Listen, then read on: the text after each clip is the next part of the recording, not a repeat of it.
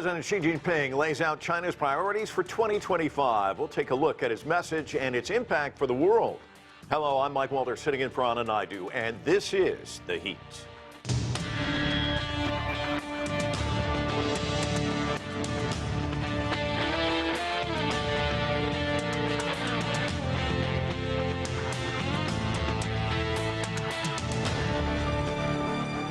It's a tradition that started in his first year in office. President Xi Jinping delivered his annual New Year's speech on Tuesday. He praised the country's economy, its technological achievements, and China's role in building a peaceful, shared future for mankind.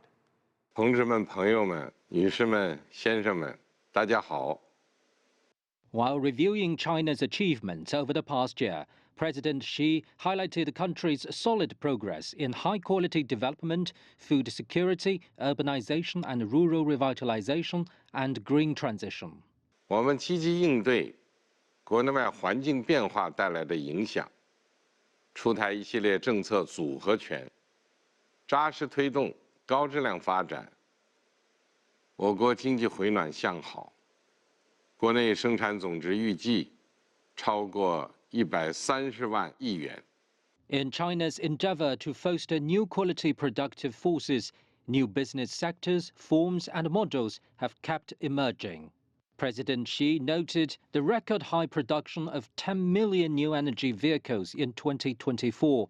He also named several innovative and technological breakthroughs. 嫦娥6号首次月背采样，梦想号探秘大洋，深中通道踏浪海天，南极秦岭站崛起冰原，展现了中国人逐梦星辰大海的豪情壮志。 President Xi also highlighted China's role in global governance, including further cooperation among the Global South and more advances in high-quality Belt and Road cooperation. He noted various bilateral and multilateral forums China has attended over the year. 成功举办中非合作论坛北京峰会，在上合、金砖、亚太经合组织、20国集团等双边、多边场合，鲜明提出中国主张，为维护世界和平稳定注入更多正能量。 President Xi recalled the celebrations in 2024 for the 75th anniversary of the founding of the People's Republic of China. He also emphasized the importance of the 20th CPC Central Committee's third session, saying the meeting called for further deepening reform and opening up. With 2025 the final year of China's 14th five-year plan, President Xi pledged that China will make greater strides in the year ahead. 要实施更加积极有为的政策，聚精会神抓好高质量发展，推动高水平科技自立自强，保持经济社会发展良好势头。当前经济运行面临一些新情况，有外部环境不确定性的挑战，有新旧动能转换的压力。 President Xi highlighted the progress and changes in the Macau Special Administrative Region as it celebrated the 25th anniversary of its return to China. He called for better implementation of the one country, two systems policy to maintain long-term prosperity and stability in Hong Kong and Macau. He also expressed China's stance on the Taiwan question and its commitment to reunification. Amid a turbulent world, President Xi stressed the importance of rising above estrangement and conflict with a broad vision and caring for the future of humanity with great passion.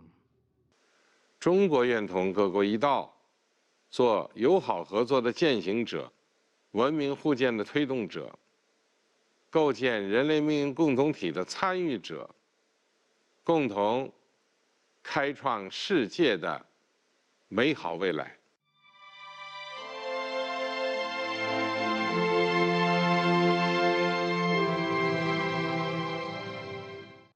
Time now to bring in our guest from Beijing. Victor Gao is a chair professor at Soochow University. Anthony Moretti is an associate professor at Robert Morris University. He joins us from Pittsburgh. And from Bethesda, Maryland, we have Sourabh Gupta. He is senior Asia-Pacific International Relations Policy Specialist at the Institute for China-America Studies. Welcome all of you to the show, and a Happy New Year to all of you. Victor, let me start with you. This is a tradition that started when he first became president of China. He spoke a lot about the economy, and of course that's of great interest, not just domestically, but internationally, because China is such a huge economic engine for GDP globally, about 18% of it. So he had words of reassurance. What were your takeaways? Thank you very much. First of all, Happy New Year to all of you. And President Xi Jinping's annual New Year's address to the whole nation has become a very important signature event in Chinese political life. President Xi Jinping is not only the head of China, head of the Communist Party of China, as well as the military, but the image he projected is really like the head of a family, a relative, someone really cares about each and every one of the 1.4 billion people. He talked about all the achievements, also highlighted the challenges, for example, and also talked about both domestic situation as well as the international situation. And I think he projected an image of confidence and also rallied the whole nation for the goals lying ahead of the Chinese people. So in that sense, I think President Xi Jinping's address, which is watched and listened to by the whole nation, is a very important thing because it talked about what happened in 2024, but equally, if not more importantly, he projected into the 2025, and he emphasized the need to maintain peace, to promote the community of mankind, and fight against all the challenges that mankind are faced with. So in this sense, I think he outlined the roadmap going forward. And he's not only talking about what China is, he's also talking about China in a global context and China together with the rest of the world. It's a very important speech, and I think it laid some of the major undertones for the new year. Anthony, as Victor says, an important speech. He said it was an image of confidence that he saw. Obviously, he's speaking to a domestic audience, but also an international audience. So give me your take on how this plays in China and how does it play on the international stage? Let me add my New Year's wishes to everybody as I begin. My sense as I listened or watched the speech rather was that it was both aspirational and realistic. And what I mean by that is it conveyed to a domestic and to a global audience the sense that China is going to remain proactive in areas where it can be. For example, the lofty spirit and dreams of the Chinese people to explore stars and oceans.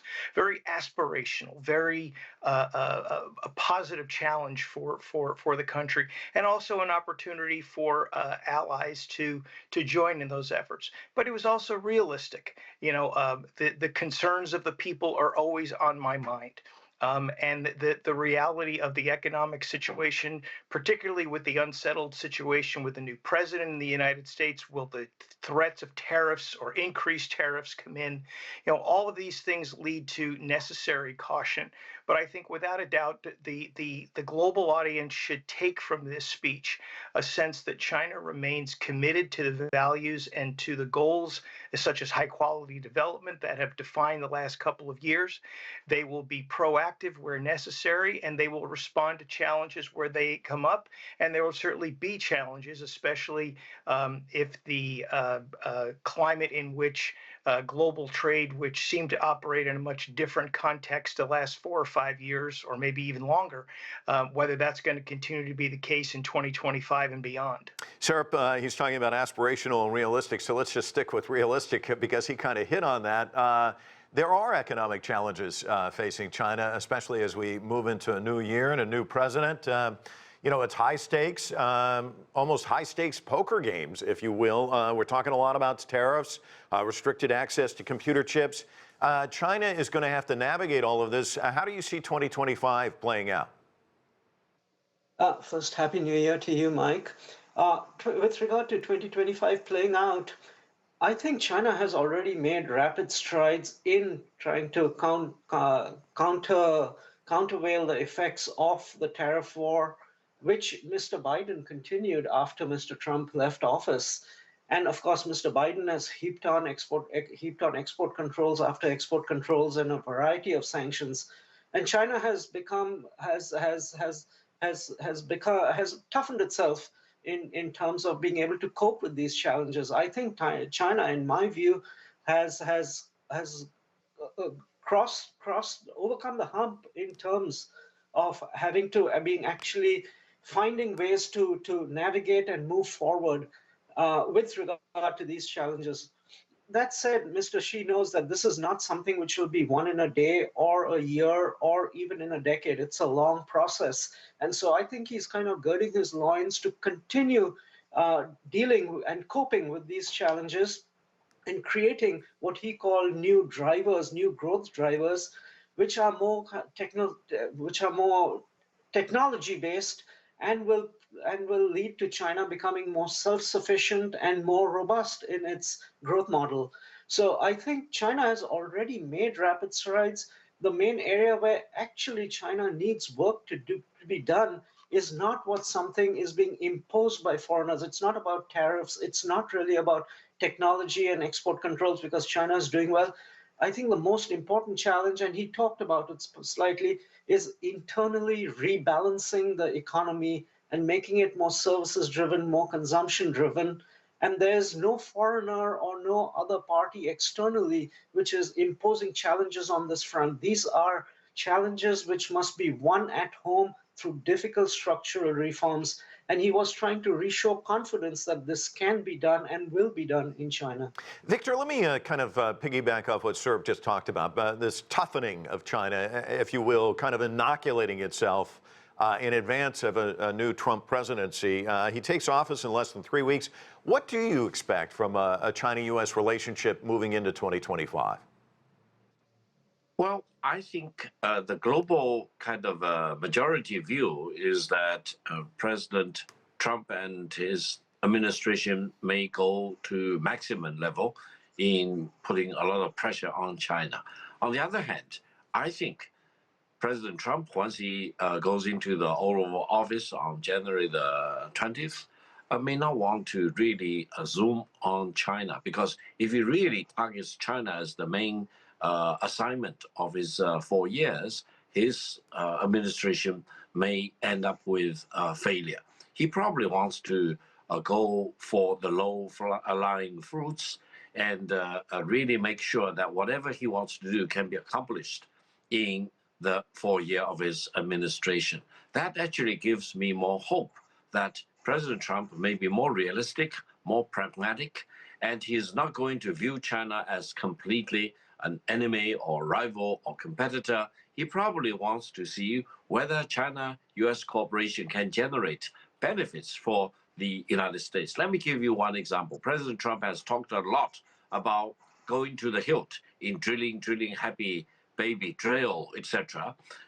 If the United States really goes maximum in drilling for oil and gas, then the United States really need to line up a long-term, reliable market.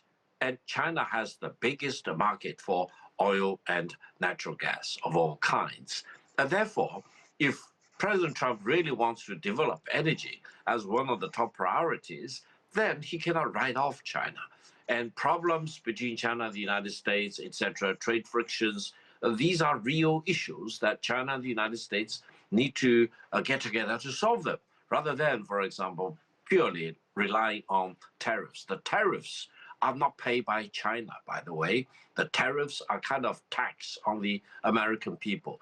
And maximum tariffs against the Chinese export to the United States may not be the silver bullet to solve all the problems the United States is faced with. It may actually accelerate or exaggerate and the existing problems and make the current situation even worse for the coming 4 years. So I hope President Trump in his second term will be more realistic, more pragmatic, and view China in a more neutral way rather than in an extremely antagonistic way, because that will not solve the major problems facing the United States. Anthony, I saw you nodding your head. Do you expect a more pragmatic Donald Trump in the second go-round?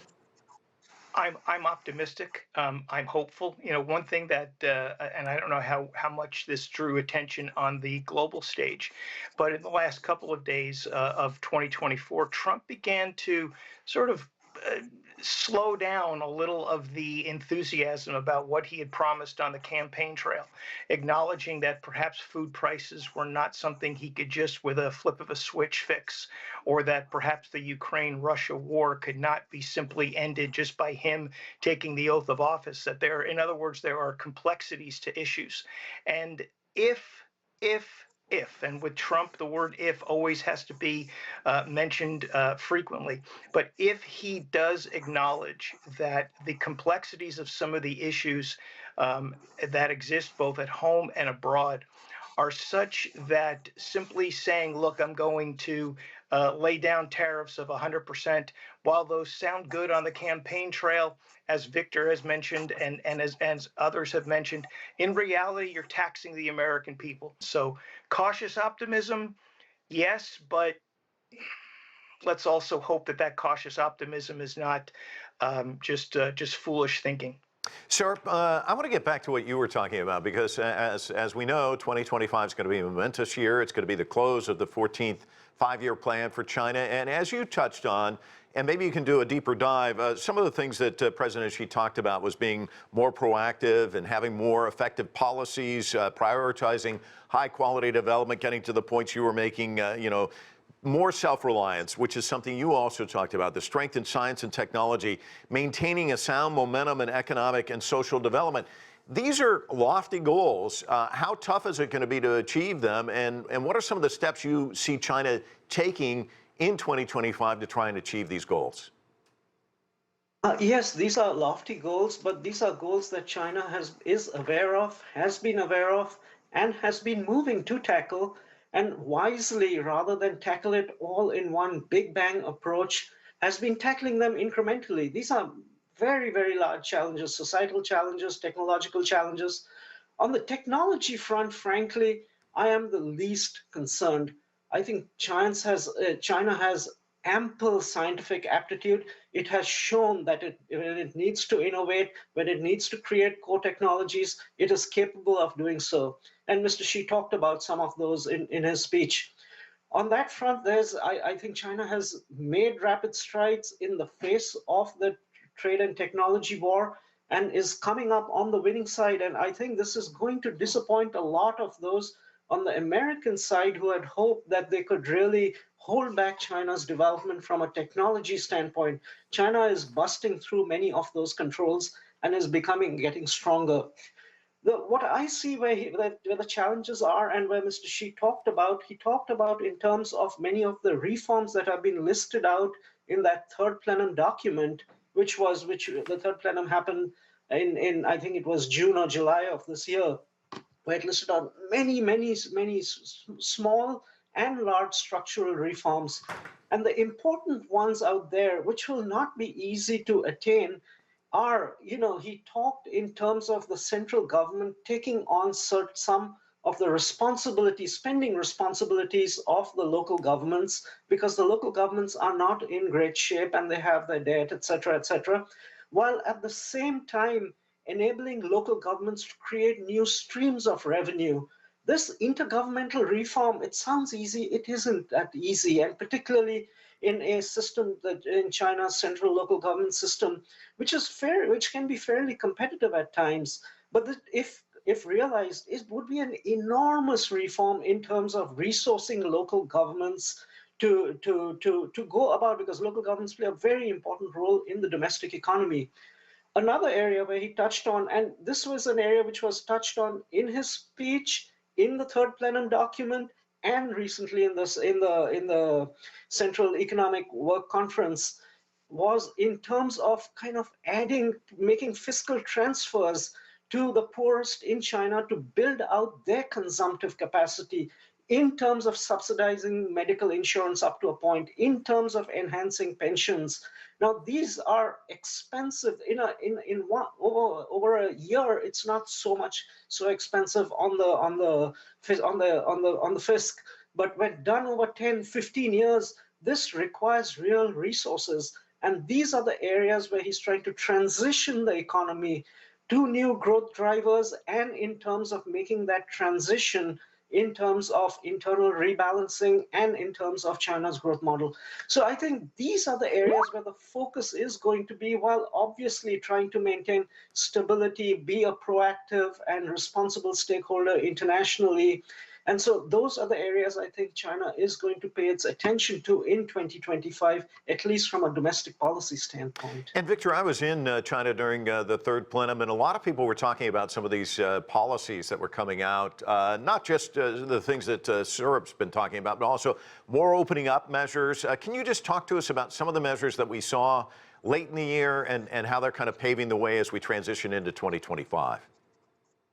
Absolutely. I think the third plenum mentioned about 300 different policy initiatives which need to be completed in the coming 5 years or so. So you're not talking about one initiative, it's about 300 or so initiatives spread out over the coming 5 years. Now, some of them will be truly extraordinary. For example, China is now opening the door for wholly owned foreign operated hospitals. Prior to this, almost all the hospitals in China are government controlled, government operated, and bringing in foreign operated, foreign owned hospitals may really bring in some new dynamics into this public health sector in China, to see which one is better, which one operates more efficiently, which one has better resources, for example. So this is also going to be a very, very interesting. Now, China is lowering or eliminating the percentage threshold. So, for example, Elon Musk's Tesla car operation in Shanghai is 100% owned by Tesla. Previously, it's 50%. So I will not be surprised that in the coming 5 years or so, more and more joint venture car makers in China will increase the foreign ownership percentage all the way, for example, up to 100%. This has been a request or a dream for many of the foreign car makers operating in China. Now, President Xi Jinping also talked about China making 10 million new energy vehicle or EV cars, for example.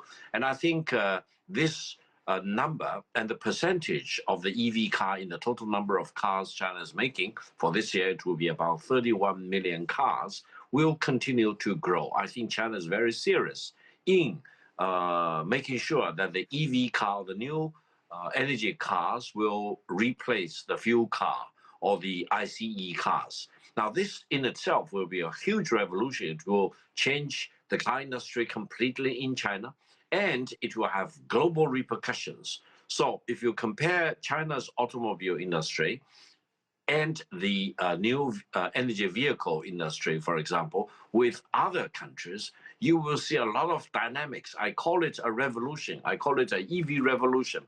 And this is very much encouraged by all these policy initiatives. And the starting point is that China really wants to do the best to reduce the carbon emission. And China firmly believes that the EV car, the new energy vehicles, will really contribute a lot to that. So you are talking about hundreds of different initiatives. And I would say in a matter of years, the way China does business by the private-owned enterprises, state-owned, central government-owned entities, as well as foreign entities in China, will have very much revamped and modernized ways of doing things in China. China is opening the door wider to welcome foreign direct investment, foreign enterprises moving in. And if you see the domestic capital markets, for example, which is another area China is doing all kinds of reforms and restructurings possible to enable more foreign capital moving in. And this is contrary to what the Biden administration has been talking about for the past 4 years or so. Why? Because Wall Street and capital markets in other developed countries see China as really a market with explosive growth potential. And they want to get a piece of this excitement rather than sitting on the sideline to look at the opportunity just disappear in front of them.